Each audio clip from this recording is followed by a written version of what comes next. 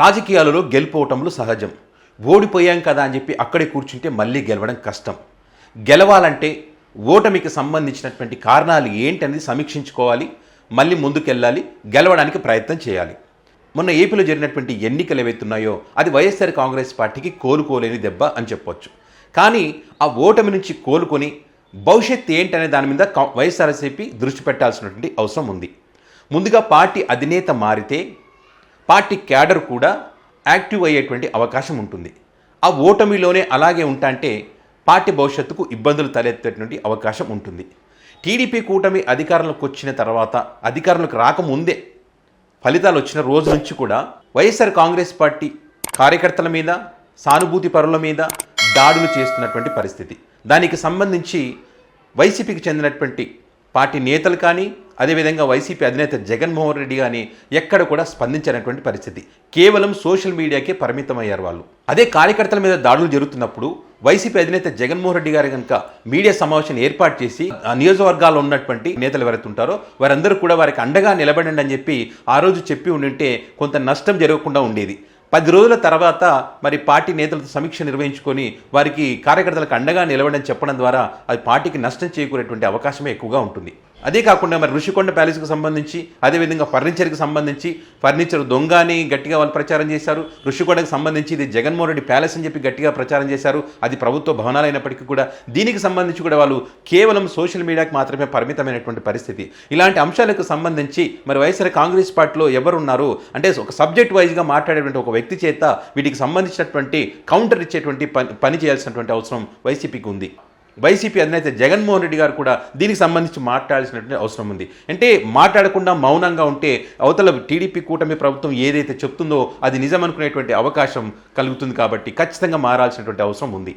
మరి ఇదే కాకుండా ఈరోజు ఏదైతే అమరావతిలో వైఎస్ఆర్ కాంగ్రెస్ పార్టీ నిర్మిస్తున్నటువంటి పార్టీ కార్యాలయం ఏదైతే ఉందో మరి సిఆర్డీఏకు హైకోర్టు చెప్పినటువంటి పరిస్థితి, దీన్ని కూల్చివేయద్దని చెప్పినా కూడా మరి తెల్లవారుజామునే కూల్చివేసినటువంటి పరిస్థితి. సో ఈ అంశానికి సంబంధించి కూడా వైసీపీ అధినేత జగన్మోహన్ రెడ్డి మరి కేవలం ట్విట్టర్కి పరిమితమైనటువంటి పరిస్థితి. కానీ ఇది సరిపోదు. ఖచ్చితంగా పార్టీకి సంబంధించినటువంటి నేతలను ఆ ప్రదేశాన్ని పంపాలి, అక్కడ కూర్చోబెట్టి ధర్నా చేయాలి, ఈ అంశాన్ని పెద్దగా చేయాలి. టీడీపీ పార్టీకే కనుక ఈ రకంగా జరిగింటే వాళ్ళు పెద్ద ఎత్తున దీన్ని ప్రచారం చేసుకుంటూ వాళ్ళకు ఉన్నటువంటి మీడియా కూడా ఆ రకంగా సపోర్ట్ ఉంది కాబట్టి ఇంకా పెద్ద ఎత్తున నేషనల్ వైడ్గా కూడా ఈ అంశాన్ని గట్టిగా తీసుకెళ్లేటువంటి అవకాశం ఉండేది. ఇక అసెంబ్లీ సమావేశాలకు సంబంధించి మాట్లాడుకుంటే కనుక ఏదైతే తన పార్టీ క్యాడర్కి సంబంధించి ఏదైతే తన పార్టీ నేతలతో అసెంబ్లీలో మనకు న్యాయం జరుగుతున్నటువంటి గ్యారంటీ లేదని చెప్పి వైఎస్ జగన్మోహన్ రెడ్డి గారు మాట్లాడినటువంటి పరిస్థితి. సో నిన్న ప్రమాణ స్వీకారం సందర్భంగా ఆయన అందరికీ నమస్కారం చేసుకుంటే ఎవరు తిరిగి కూడా ఆయన నమస్కారం చేయలేదు కాబట్టి అది కౌరవ సభ అని చెప్పి జగన్మోహన్ రెడ్డి గారు ముందే చెప్పారు కాబట్టి ఆ రకంగా అవమానించారని చెప్పి పార్టీ శ్రేణులు చెప్తున్నారు. అవమానించారు, ఎంత అవమానిస్తే అంత జగన్మోహన్ రెడ్డికే మంచిది. ఎవరో అవమానించారనో ప్రతిపక్ష పాత్ర నాకు లేదనో అసెంబ్లీకి పోకుండా ఉంటే అది టీడీపీ కూటమి దాన్ని గట్టిగా ప్రజలకు తీసుకువెళ్తుంది. వాళ్ళకు ఉన్నటువంటి మీడియా బలం అలాంటిది. భయపడి అసెంబ్లీకి రావట్లేదని ప్రచారం చేస్తుంది. ప్రజా సమస్యల మీద ఫైట్ చేయనటువంటి ఒక వ్యక్తిని మీరు ఎన్నుకుంటారా భవిష్యత్తులో అని చెప్పి గట్టిగా ప్రచారం చేస్తుంది. మీరు అసెంబ్లీకి వెళ్తే మీరు చెప్పిన ప్రకారం అది కౌరవ సభ అయితే వారు మిమ్మల్ని అవమానిస్తే ఆ అవమానం మీకు జరిగితే ఆ అవమానం నుంచే మీరు గెలవడానికి ఒక అవకాశం ఉంటుంది. కాబట్టి మీరు ఖచ్చితంగా అసెంబ్లీ సమావేశాలకు వెళ్లాల్సినటువంటి అవసరం ఉంది. ఇప్పుడు టీడీపీ కూటమిలో ఉన్నటువంటి పార్టీలన్నీ కూడా కేవలం వాళ్ళకి 11 సీట్లు మాత్రమే వచ్చాయి, 11 మంది ఎమ్మెల్యేలు మాత్రమే ఉన్నారు వాళ్ళు చెప్తున్నారు. మీరు కూడా అదే మాకు 11 మంది మాత్రమే ఉన్నారు, మేము ఏం చేయగలం అసెంబ్లీలో అని చెప్పి మీరు చెప్తున్నటువంటి పరిస్థితి. ఒక క్రికెట్ టీంలో ఆట ఆడేవారి సంఖ్య 11 మాత్రమే, 11 మంది ప్లేయర్స్ మాత్రమే ఉంటారు. ఒక దేశం తరపున వాళ్ళు ఆట ఆడుతున్నప్పుడు దేశం మొత్తం వచ్చి ఆట ఆడదు. ఇక్కడ కేవలం ఆ దేశం తరపున 11 మంది మాత్రమే ఆట ఆడతారు. మీరు కూడా ఈ ఆంధ్రప్రదేశ్ రాష్ట్ర ప్రజల కోసం, వారి భవిష్యత్తు కోసం, ఈ టీడీపీ కూటమి ఇచ్చినటువంటి హామీలు నెరవేర్చడం కోసం మీరు అలా 11 మంది టీం అనుకోవాలి. ఆ రకంగా అసెంబ్లీకి వెళ్ళాలి. అక్కడ మీరు గట్టిగా ప్రయత్నం చేసి అక్కడ ప్రజలకు ఇచ్చినటువంటి హామీలు అమలు చేసే విధంగా మీరు ఫైట్ చేసి తీరాల్సిందే. పార్టీ కోసం ఎవరు కష్టపడతారో వాళ్ళని గుర్తించండి.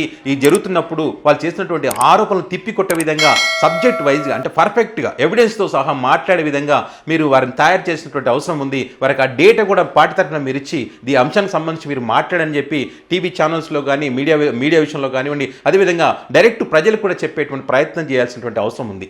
ఇదే కాకుండా ఓటమి బాధలో కృంగిపోతున్నటువంటి పార్టీ క్యాడర్ ఏదైతుందో ఆ క్యాడర్లో ఉత్సాహం కలగాలంటే కనుక ఖచ్చితంగా వైసీపీ అధినేత జగన్మోహన్ రెడ్డి గారు మీడియా సమావేశాలు రెగ్యులర్గా ఏర్పాటు చేయాలి. వాళ్ళతో ఈ అంటే టీడీపీ కూటమి అవలంబిస్తున్న విధానాలకు సంబంధించి మాట్లాడాలి, తన పార్టీ మీద చేసినట్టు దాడులకు సంబంధించి మాట్లాడాలి, భవిష్యత్తులో ఏం చేయబోతున్నామని దానికి సంబంధించి మాట్లాడాలి. ఇక హనీమూన్ పీరియడ్ ఉంది కదా, టైం ఇద్దామని చెప్పి కూర్చుంటా అంటే ఇంక అవ్వదు. ఇక్కడ మీ పెళ్లి చేస్తారు ఖచ్చితంగా వాళ్ళు. ఇంత జరుగుతున్నా కూడా మౌనంగా ఉంటే పార్టీ భవిష్యత్తే ప్రశ్నార్థకంగా మారుతుంది. కాబట్టి ఇకనైనా మేల్కోవాల్సినటువంటి అవసరం వైసీపీ అధినేత జగన్మోహన్ రెడ్డికి ఉంది. మరి ఆయన పక్కన ఉన్నటువంటి వారి మాటలు వినకుండా గ్రౌండ్ రియాలిటీ ఏంటి, గ్రౌండ్లో ఏం జరుగుతున్న విషయాలను కార్యకర్తల ద్వారా డైరెక్ట్ తెలుసుకునేటువంటి ప్రయత్నం చేయాలి. ఇక పార్టీని మరి ముందుకు నడిపించాల్సినటువంటి బాధ్యత ఆయన ముందు. కాబట్టి ఆయన కొన్ని మార్పులు చేర్పులు చేస్తే తప్ప పార్టీ భవిష్యత్తు ఉండేటువంటి అవకాశం ఉండదు.